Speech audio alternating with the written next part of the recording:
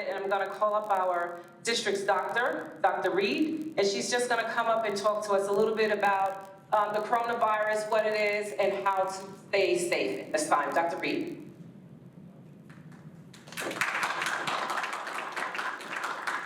Good evening, everyone. I know out there right now there's a lot of panic going on, and I want to assure you there's no reason to panic at all. This is just like any other thing that we've gone through before. It's not the worst case scenario, but for some of us, we haven't been through anything like this. But it really goes back to prevention. Because this is something that started not here in the United States, it started in China. And there is a link with animals.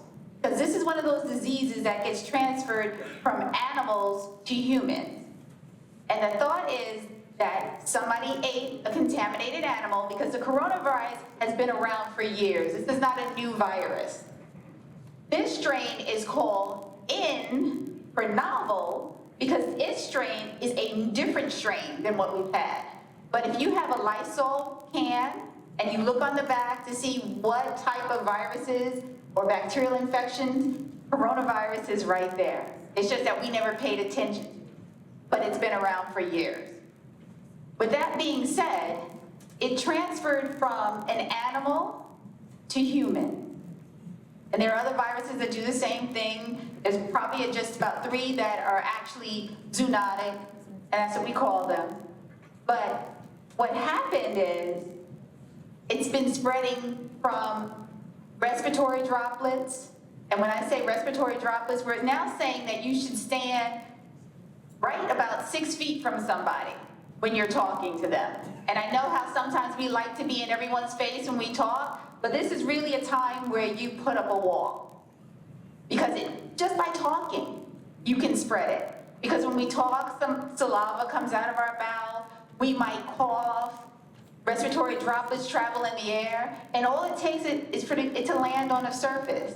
And when it lands on a surface, I start touching the surface, and then I put my hand on my face, or I rub my eyes, I rub my nose. Or maybe I might even forget, not that this happens to me, but I might actually forget to wash my hands before I eat. And then when I do that, I'm using my hands to eat, so it transmits inside of me. So key thing to remember, respiratory droplets, when you're talking to someone, and then also that from objects that you touch. Now, it's here. In Westchester is where we have the largest concentration in New York. Here on Long Island, we've had a few cases, but we have to remember that yes, you can die. You can die from the flu, you can die from coronavirus. But the only reason why this is happening is because we are not being careful with who we come in contact with. And for one, I'm a little upset that now we're running out of hand sanitizer. And I'm thinking, you know why we're probably running out of hand sanitizers? Because people probably weren't even using it before. And that just shows the level of cleanliness for our society. So for me, that's a disappointment. We are all adults here. We're probably not the ones that are causing anything in our community, but we have to take the information back to those in our community. Washing our hands. If you have a choice between soap and water and hand sanitizer, use a good old soap and water. Wash your hands for 20 seconds at least. No reason to rush through the process. If you have hand sanitizer because you don't have any soap and water around, it's fine to use the hand sanitizer. And when you're using hand sanitizer and your hands are moist from the hand sanitizer, don't go and wash off the excess.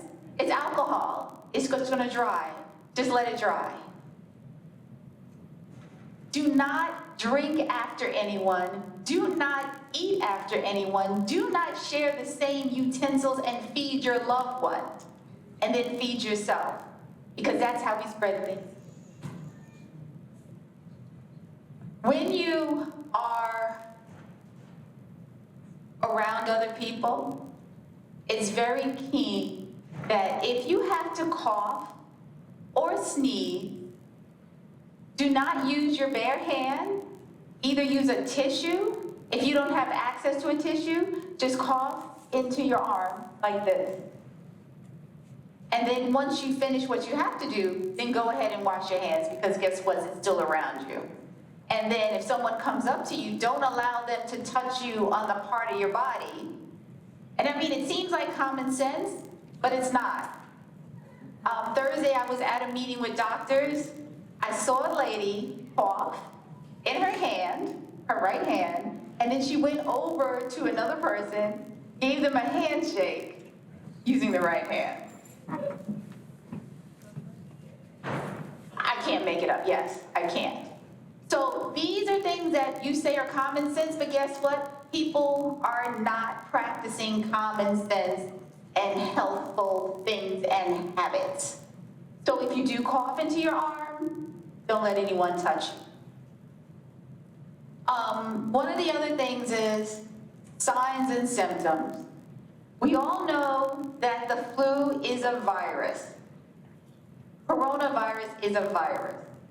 There are no cures for viruses. Viruses just come and go when they leave. So even if you took Tamiflu for the flu, that is not going to cure you of the flu. That might just lengthen or decrease, the time that you have the symptoms associated with them. Same thing goes for coronavirus. Right now, there is no vaccine. They are working on a vaccine, and they figure it'll probably be anywhere from like 12 to 18 months before they truly have a vaccine. Because right now they're doing testing in animals, but once that gets straight, then they go to humans, and then it gets released. So the basic things are to practice good hygiene. Going back to the symptoms, some of the symptoms for coronavirus is just like any other viruses, just like any other infection, just like having a common cold, except for the fever. If you have a fever, it's not a cold. It's probably a virus or a bacterial infection. But nowadays, I don't want you to think, all because I have a fever, oh my goodness, I have coronavirus. That's not necessarily the case. It could be the flu, it could be another virus. With coronavirus and with the flu, when I say a fever, it's a temperature over 100.4. You can have a runny nose. You can have coughing. You can have sneezing. You can have what we call GI upset, where you have nausea, vomiting, diarrhea. All of those things are associated with a virus, with the flu, with the coronavirus. If all of a sudden you start to have shortness of breath or difficulty breathing, there could be a possibility that you could have coronavirus, but you could also have bronchitis, you can also have pneumonia. So what do? The first thing is, if you have any type of fever, any type of respiratory distress, is to contact your doctor. Your doctor will then triage you or your child and say, okay, I need you to come to the doctor's office, I need you to go straight to the emergency room, I need you to call 911 if you're in severe respiratory distress. Fortunately, in children, we are not seeing this as rampant as the flu, which is very good. But on the other case, those that we're seeing an increase in are our elderly population, those who have severe respiratory diseases like emphysema, COPD, and asthma. We're also seeing cases in people who have what we call their immune system is not fully functional, it's immunocompromised. And in cases of those, that's where we'll see an increased risk of coronavirus causing severe complications, going into pneumonia, and possibly death. So if any of those things you see, yes, bring it to the attention of your doctor. Do not think right away that you or your child has coronavirus. Does anyone have any questions so far for me? Nothing at all? Okay. Right now, Like I said, there is not a cure for it. There is no vaccination for it. But the main thing is supportive care.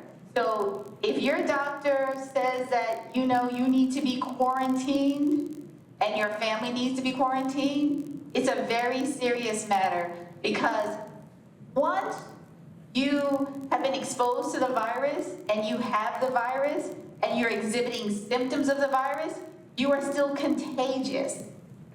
So some of these schools are shutting down and businesses are letting people work remotely, and they're doing that to sort of decrease the spread of the disease, which I really don't have any problem with personally. And the only reason why I say that is that's going to help to contain those who have illness. So, if you notice that you have any of the symptoms that I said, please make sure that you or your child goes straight to your doctor's office or calls them up, depending on what their protocol is. Because today I was in an office building, and there's a sign on the doctor's office, and it says, if you have any fever, difficulty breathing, or a cough, do not open this door. Call this number, which is the office number, before you come into the office, because we need to decide what we're going to do with you. That was just a few minutes ago. So that's the severity of where we're at. And it's more so because people don't take the proper precautions anyway. And what you can do right now, let's boost up your immune system. Take your vitamin C. Get your rest. If you are tired, because many of us are sick and tired, maybe more tired than sick, but get your rest. At least 7 to 8 hours for the adults, and kids will need anywhere from 9 to 11 hours of sleep a night. That is one way of boosting up your immune system, is to get your rest. I can't stress the importance of getting proper nutrition, eating at least 3 meals per day. We can't just exist without eating. We have to give ourselves energy. Because if you're not eating, guess what? Your body has nothing to fight off this infection. I had my bottle of water, and I was rushing to get here because, I was trying to get here on time, but it was a busy day for me in my office. Drink water. Water helps to flush out the toxins in your body. So if there's any type of infection going on, yeah, you're right over there. He's going to drink to that one, drink a glass of water, go right ahead. That helps to flush out the toxins in your body. So drink your water. And when I say water, I'm talking about water. I'm not talking about lemonade or iced tea. I'm talking about straight water. Those are all key things. I'll be here, I guess, for a little bit, because I don't think the meeting is going to be too long. If anybody has any questions that they were afraid to come up to ask. But wash your hands. You touch any and everything, from the doorknob to the light switch, to the toilet bowl handle, to the faucets. Make sure that your hand is always protected with either a paper towel or a tissue. And I know it might sound like common sense things, but guess what? We're not practicing common sense things, because otherwise we wouldn't be in this situation. You had a question?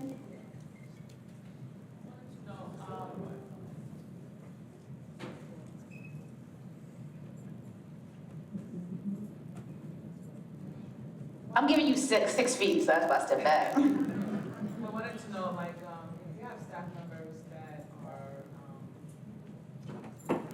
nauseous, possibly fever, some vomiting, and they go home. But do the symptoms for coronavirus, do they exhibit and then dissipate and then come back, or is it consistent?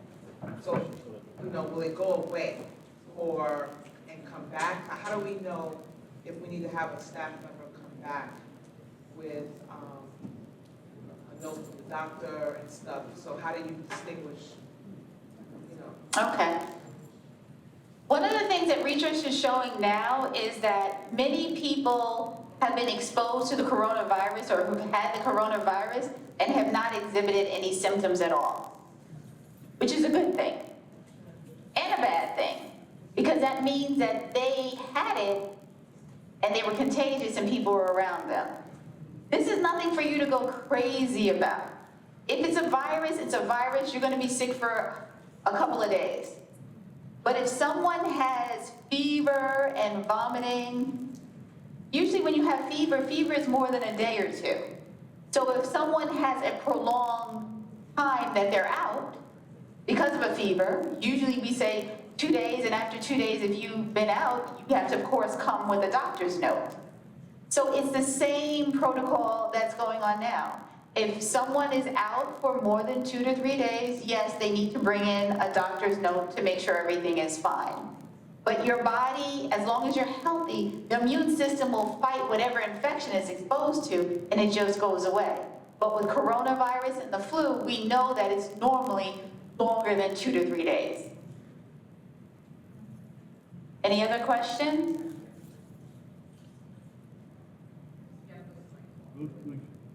Who's the mic?